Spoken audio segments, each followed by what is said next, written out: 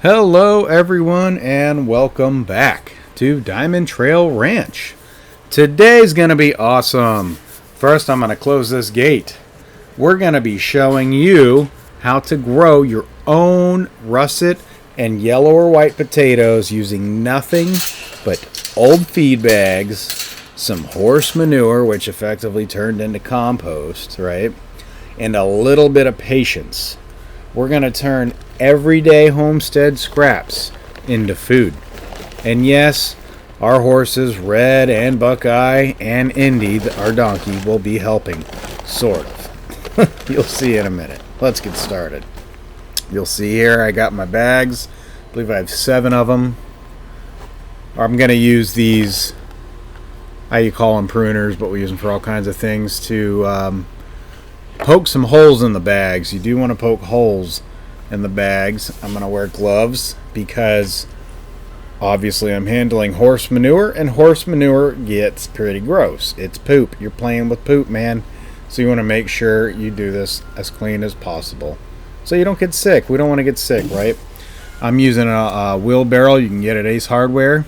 These are my potato slits I'm showing you that I'm going to be putting in the bags. Notice how I cut them. I had the base. You also want to make sure you cure them for a couple days beforehand before you do that. You want to make sure the eyes are up top, and that's because of the way the potatoes grow, right? So we're coming up on the other gate here. So both gates, the front ones and the back ones, you always want to secure. You want to double latch the gates. Use a backup clip if you have one, just in case. Horses are smarter than they look. There goes Buckeye. Trust me. Look, Red and Buckeye are sweethearts, but if they see a gate cracked open, you best believe they'll try to sneak right past me. So, I mean, it is what it is. Buckeye knows. So I'm going to, like I said, I secured the front gate. You always want to have 2 sets of gates when you have large animals, or goats in general. I mean, small ones too. I just think it's good to have that redundancy there, because you got one set, forget it. They're gone with the wind. So we got these feed bags here. That's where the magic happens. It is the feed bags. They're just old feed bags that I used from our goats and horses. You know, you got your Producer's Pride and whatever brand you guys use. We have some local.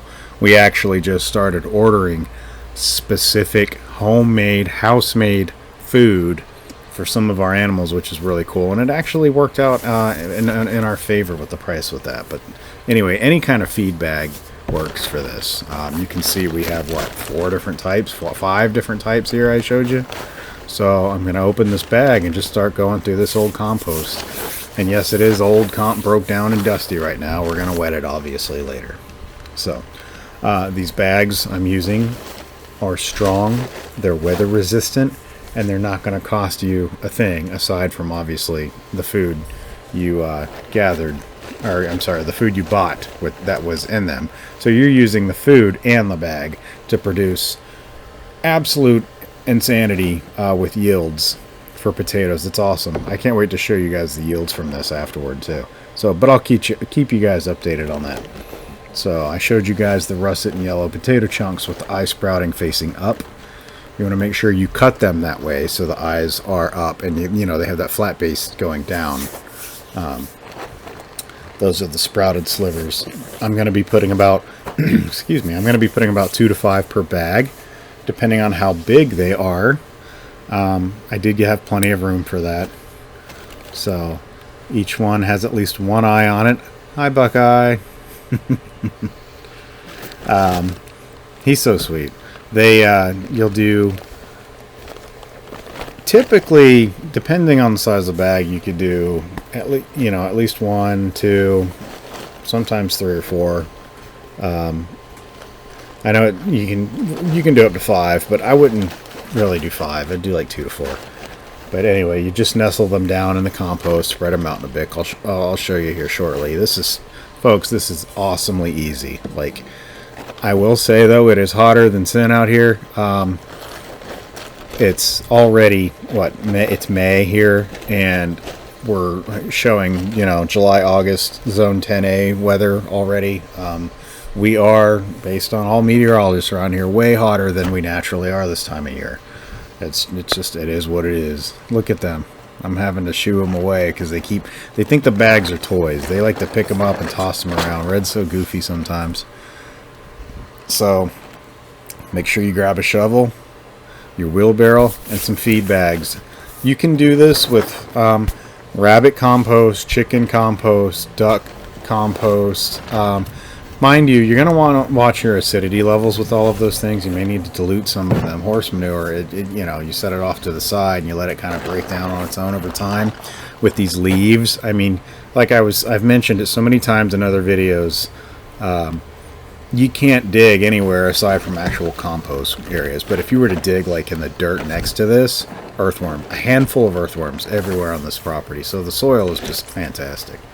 I just can't stress the soil enough. I love it how the way if you just keep your leaves instead of taking them away from the property and you push them off somewhere and let them break down, it's so good for your gardening. A lot of homesteaders talk about self-sufficiency, and this isn't so much. Is that the goal? Sure, right? But is that what's happening? You're probably just going to end up realistically getting less trips to the grocery store. Now, if you have 100 acres or something, look at Red. He keeps pulling the bags. Driving me nuts over there. He's so funny. Mind you, they're also feed bags, and they know that. So they're like, ooh, not only is it a toy, it's a feed bag. So it's just, yes, we could stall them. I'm sure someone will comment, why don't you stall your horses before you do this? Because they're fine. Every little bit of exposure with people is, they don't get as much hands-on training as they should or hands-on experience. So any little bit of time with us is, we maximize that time with them. So I'll hang out with them for a while, so if you do,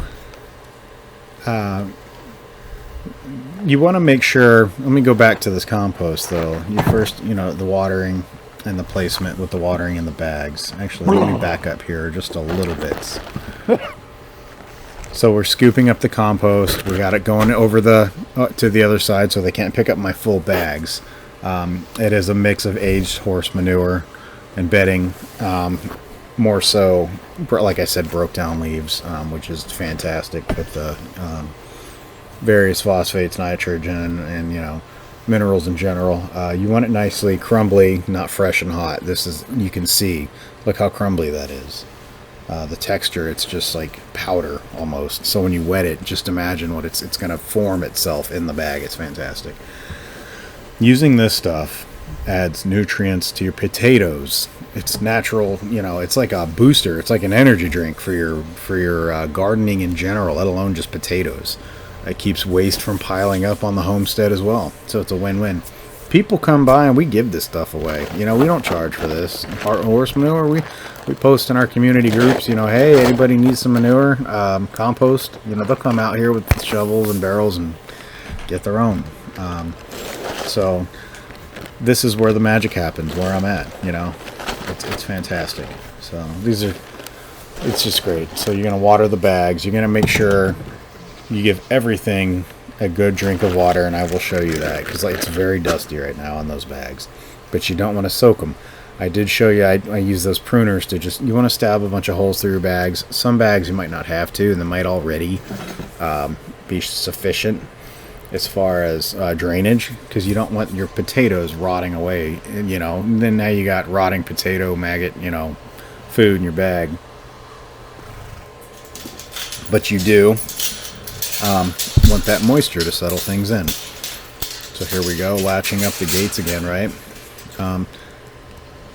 When you're doing this, you always want to make sure the bags go somewhere with plenty of sunlight. It's like anywhere that gets 6 to 8 hours of sun, right? Sunlight is incredibly important. It's incredibly important. I want to make sure. Look how sometimes these things get so stubborn. These clips. So you want to latch. You want to go all the way around. I go inside of one, and I go inside the other one, and you wrap it around. Little quick gate 101 there, and then we have D-clips we use as well. You kind of go back and forth with two different chains. Make sure, and then you're going to push and pull on it because your horses are going to be kicking these things. So I have a couple other videos on small homesteads and horses and how to maintain them and keep them. Not gonna lie to you, we've had the horses have been across the street in the neighbor's yard before, so you know, trial and error. You learn, mistakes happen. We're all human. I'm gonna put the shovel away over here. This is a very exciting thing. Sweet potatoes. I'm sorry, I also have sweet potatoes over here as well. I'm actually going to put these bags with the sweet potatoes. You'll see I have these russet potatoes, sweet potatoes, and yellow potatoes, but the sweet potatoes are already done. Sweet potatoes are totally different than russet and yellow here, or white, rather. Whatever you have, Yukon Golds. So I'm going to push them over to where my potatoes are in my water. You know, you're going to be hilling. You're going to be using a hilling method. You're going to monitor and hill your potatoes. Over the next several weeks after this, you'll see that your potato plants pop up. As they grow, you're going to keep adding compost or soil. You can mix it up. You got the compost there at the base, so there, you know, it's an energy drink. You don't necessarily want them living on energy drinks, right? It gives them a nice boost, but at the end of the day, you're going to want soil primarily with anything gardening. If you're just leaving everything only in compost, you could, you know, obviously burn your stuff, or it'll run out of nutrients faster, because it's more of like I said, a boost. It's compacted and compressed. So we're hilling up over the weeks. We're going to be hilling up. We're going to add a little dirt, see the growth, add some more water, and repeat, rinse and repeat.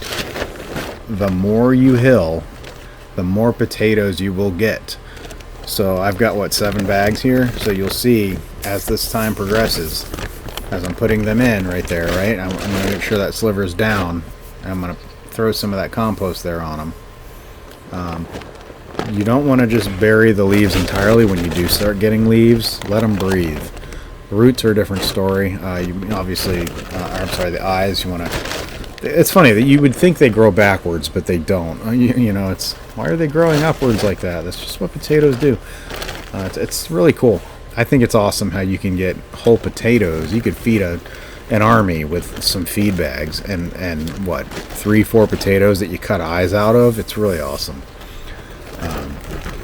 I am going to end up watering these, like I was saying, about twice a week, unless we get a good rain, which good luck with that, because it hasn't been raining hardly at all. Although next week I think we might start to get some rain. You can feed them, you know, a bit of organic fertilizer if you'd like, but with this compost-rich base, usually you're not going to need that kind of stuff. You're going to want to watch for yellowing pests or yellowing leaves or pests. If something's off, you want to go quick because these things are condensed in feed bags. But potatoes are generally, they're not set and forget because you do got to come back. They're low maintenance. They are not set and forget because of the hilling method. Sweet potatoes are set and forget. I'm actually going to be doing another video on those. Look at the eyes. It's cut great on these. It's so easy. You just cut them to where the eyes are facing up. And the sliver part is flat and down. It just makes it easier, so they go, you know, grow upward, right? The sweet potatoes, you're going to fill the bag completely, and then actually they'll go down. So it's the other way around.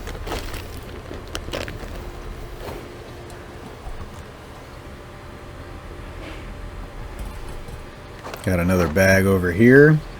We are going to rinse and repeat here with all of this. Going to open up a bag with the compost there, and it becomes muscle memory. You're going to grab a sliver, you're going to put it in there just like that, just kind of press it in a little bit, shake it in, put the flat side down. It's easier to make it flat when you do this, and then cover it up a little bit just like I did there on the bag. Keep doing that.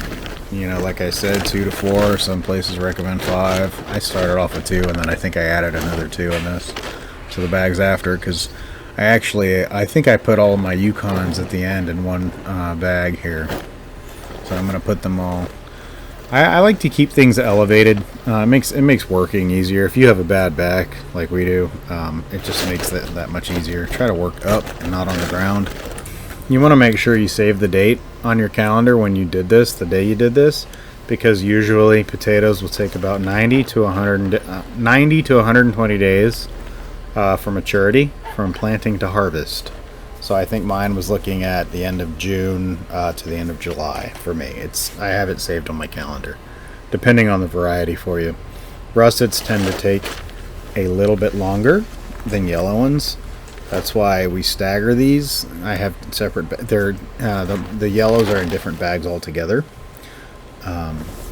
You kind of always want to get your potatoes coming in. We have several other bags with eyes. This is for learning purposes. This is this specific set of potatoes going. So you will know when your potatoes are ready when the tops of the plants start yellowing and dying back. You don't want to yank them up too soon, or you're going to have little tiny buds, which is kind of funny, which they're edible. You've seen tiny ones, I'm sure, wherever at restaurants, they sell them like that. But you'll miss out on your big, fully loaded baked potatoes if you do it too early. So, I typically wait until the plant dies back completely. And then you can literally just dump the bag and let the harvest surprise you. It's so fun. It's so cool when you start off with 2 slivers and you dump it upside down and you got 30 potatoes. Like it's crazy. You'd be giving it to your friends and your neighbors. I'm actually using some straight up regular dirt here to help top off because some of the eyes were exposed after watering, which is totally okay. This dirt is not hurting anything. So our chickens we have free range chickens that mix everything around on the whole property. It's only, folks, we're only dealing with 2 acres here, so just about every square inch of this property has some form of composted, broke down manure, poop, whatever it is, leaves. So russet and yellow potatoes both do fantastic in containers, but so do red potatoes and fingerlings. Basically anything that doesn't grow huge vines, which we do have the sweet potatoes that grow huge vines. I know it's funny I say that. They're in this other bag to the side. But we let them run. Honestly, I'll just let the vines go. It's not in the way of anything. In a barrel or, a bag. Yukon Gold is one of my personal favorites. Buttery, stores well. Fantastic flavor. You're probably wondering why feed bags. That's why you clicked on this video. Feed bags are tough. They hold moisture well without rotting. And like I mentioned earlier, they're borderline free. You can get them for free, but you're using what you already have. Reuse, recycle, right? Especially nowadays, and we're talking self-sufficiency. Well, you're not quite at the... You could be, sure. There's plenty of videos out here that showing you how to barrel your own rainwater and things like that, which we'll get into stuff like that too. We've only been at this for a handful of years, so if you've been with us long enough, or not, you can go look at our other videos and watch our growth. It's really fun. Where we started, where we've come from, where we're going, things like that.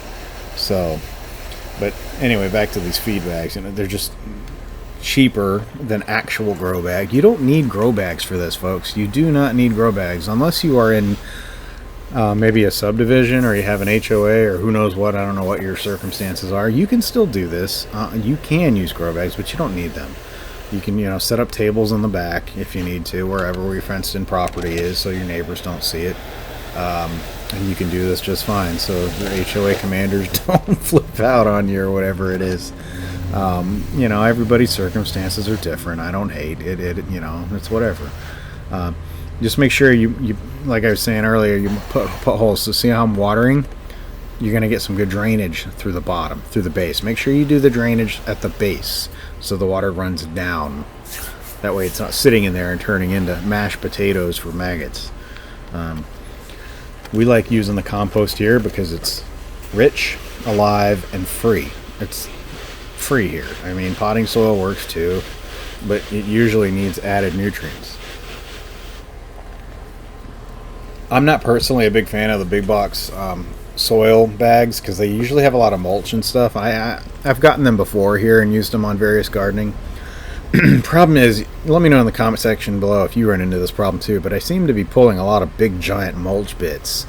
It's like they cut down a tree or ran a log through a mulcher and that's what they put in the bag. Because when that and you let it dry out for a minute or a couple days is what I mean. Once that mulch is dried out, it's really like mulchy. It's not even soil at that point. And your little seedlings, whatever it is, you know, even potatoes here, they're gonna have a hard time busting through them giant chunks of mulch that they're calling garden soil at the big box stores. I don't know. But composted horse manure is packed with nitrogen. You know, it's packed with potassium. Excuse me. Potatoes love that stuff. You want to make sure it's aged. Fresh manure, any manure, chicken, rabbit, goat, any of those, it can burn the plants.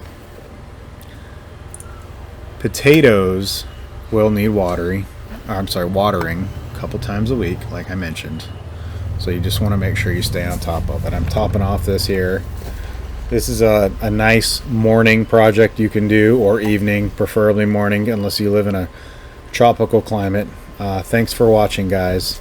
Stay tuned for more videos. I will upload more. We promise. We love it here at Diamond Trail.